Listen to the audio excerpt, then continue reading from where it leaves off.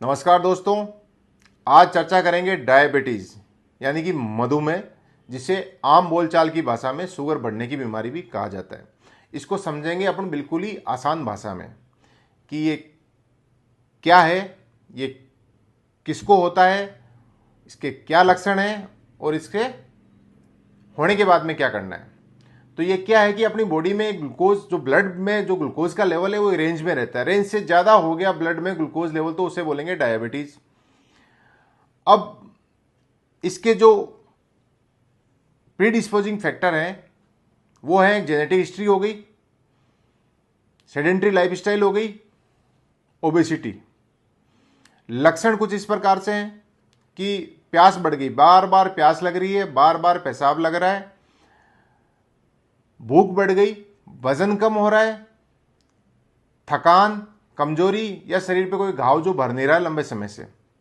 ये लक्षण हो तो डॉक्टर साहब के पास जाना है। कुछ टेस्ट होंगे जो हैं फास्टिंग ब्लड ग्लूकोज टेस्ट, एक रैंडम ब्लड ग्लूकोज टेस्ट करते हैं, OGTT और HbA1c। ये टेस्ट किए, डायबिटीज आ गया, मैनेज किया जाएगा। मैनेजमेंट के दो पार्ट है, एक लाइफस्टाइल को मॉडिफाई करना है, दूसरा उसका मेडिसिनल पार्ट।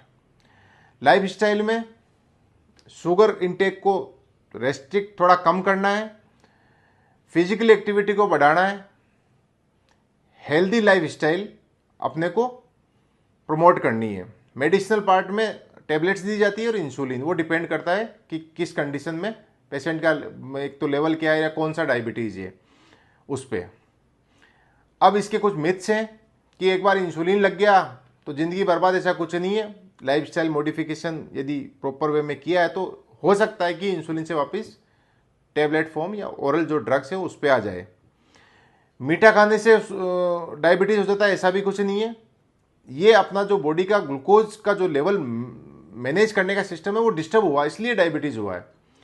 और एक मिथ ये है कि फ्रूट्स नहीं खाने चाहिए। जो कुछ फ्रूट्स हैं जिनकी जो ग्लाइसेमिक इंडेक्स है वो थोड़ी लो है, मतलब उनके खाने से शुगर थोड़ी कम बढ़ती है, उनको अपन उचित मात्रा में ले सकते हैं। स्वस्थ रहें, व्यस्त रहें, मस्त रहें। धन्यवाद।